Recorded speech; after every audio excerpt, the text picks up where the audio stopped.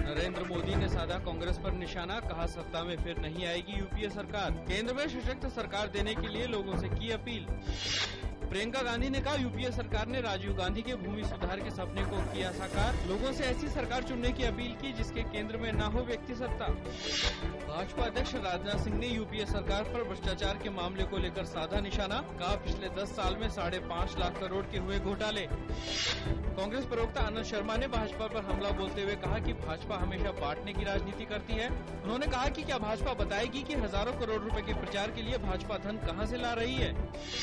आम आदमी पार्टी के नेता अरविंद केजरीवाल ने अमेठी में एक रैली को संबोधित करते हुए कहा कि अगर प्रियंका गांधी अमेठी में विकास का दावा करती हैं तो उन्हें कुमार विश्वास के साथ पब्लिक डिबेट में भाग लेना चाहिए और सच्चाई को जनता के समक्ष रखना चाहिए। असम के कोकराझार और बक्सा जिलों में चुनाव के एक हफ्ते बाद हुई हिंसा की 3 घटनाओं में 11 लोगों की मौत, 4 लोग घायल। घटना में एनडीएफबी उग्रवादियों का हाथ होने की खबर। कार्बी संगठन ने विरोध में 48 घंटे के बंद का किया आह्वान। गृह मंत्री ने नरेंद्र मोदी पर किया व्यंग।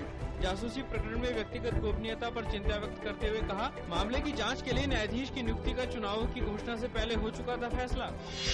दिल्ली के पटियाला हाउस कोर्ट ने 2G केस में डीएमके प्रमुख करुणानिधि की पत्नी दयालु अम्बल, पूर्व टेलीकॉम मंत्री ए राजा, डीएमके सांसद कनिमोझी और 17 अन्य के खिलाफ समन जारी किया। सभी आरोपियों को 26 मई को तलब किया गया। भारत ने स्विट्जरलैंड के HSBC बैंक की शाखा में भारतीय टैक्स चोरों के खातों की जानकारी देने से इंकार करने पर जताई कड़ी आपत्ति। वित्त मंत्री ने कहा स्विट्जरलैंड करे टैक्स चोरी रोकने के लिए हुए समझौते का पालन। राष्ट्रपति भवन में आयोजित अलंकरण समारोह में राष्ट्रपति प्रणब मुखर्जी ने असाधारण वीरता के लिए 3 कीर्ति चक्र और 10 शौर्य चक्र प्रदान किए। सीआरपीएफ के सिपाही भृगुनंदन चौधरी और निरीक्षक लोहित सोनवाल को मरणोपरांत कीर्ति चक्र से सम्मानित किया। साथ ही नायब सूबेदार भूपाल सिंह छंटेल को भी कीर्ति चक्र प्रदान किया गया।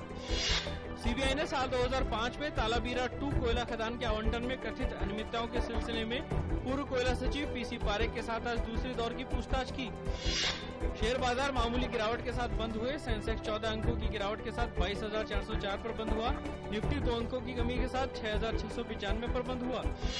सीरिया के हम्स प्रांत में 2 शक्तिशाली कार विस्फोटों में 11 बच्चों समेत 18 लोगों की मौत। संयुक्त राष्ट्र बाल कोष ने स्कूलों और नागरिकों पर हो रहे अंधाधुंध हमलों पर गहरी नाराजगी जताई। संयुक्त अरब अमीरात में 20 मैचों के बाद IPL T20 की भारत वापसी। चेन्नई सुपर किंग्स और कोलकाता नाइट राइडर्स के बीच रांची स्टेडियम में सत्र का पहला मैच।